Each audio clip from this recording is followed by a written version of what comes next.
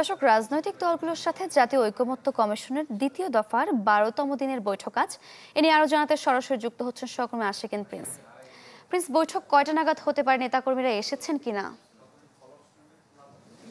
সজল CPVC pipe বাংলাদেশের 1 নম্বর NSF certified CPVC brand.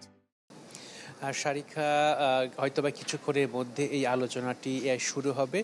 তবে এখনো বেশিরভাগ রাজনৈতিক দলের শীর্ষ পর্যায়ের নেতা যারা বিগত দিনে এই আলোচনায় অংশ নিয়েছেন তারা এখন এসে উপস্থিত হননি। এছাড়া জাতীয় ঐকমত্য কমিশনে যারা সদস্য রয়েছেন বা সহসভাপতি রয়েছেন তারাও কিন্তু এখন এসে উপস্থিত হননি। সবাই যখন এসে উপস্থিত হবেন মূলত তখনই 12তম দিনের মতো এই আলোচনাটি শুরু হবে।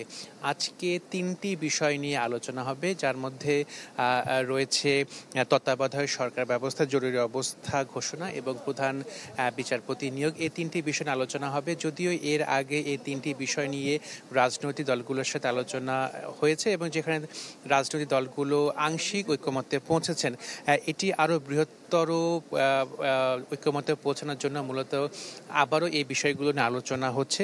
শারিকা, যদি আপনাকে জানাই যে প্রধান বিচারপতি নিয়োগ নিয়ে যেসব আলোচনা হয়েছে, যেখানে প্রথম দিকে রাজনৈতিক দলগুলো ঐকমত্যে পৌঁছেছেন, এর মধ্যে রয়েছে যে সংবিধানের 95 অনুচ্ছেদের বিদ্যমান ব্যবস্থা পরিবর্তন রাখার ব্যাপারে ঐকমত্য হয়েছে। এছাড়া রাষ্ট্রপতি আপিল বিভাগের বিচারপতিদের মধ্য থেকে প্রধান বিচারপতি নিয়োগ করবেন।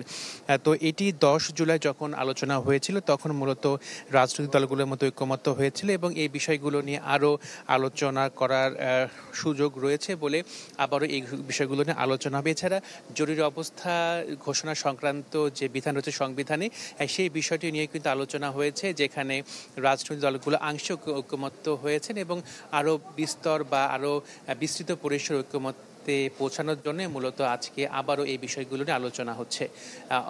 শারিকা, প্রিন্স, ধন্যবাদ আপনাকে। দর্শক, রাজনৈতিক দলগুলোর সাথে জাতীয় ঐকমত্য কমিশনের দ্বিতীয় দফার 12তম দিনের বৈঠক আজ, এ বিষয়ে আমরা জানছিলাম।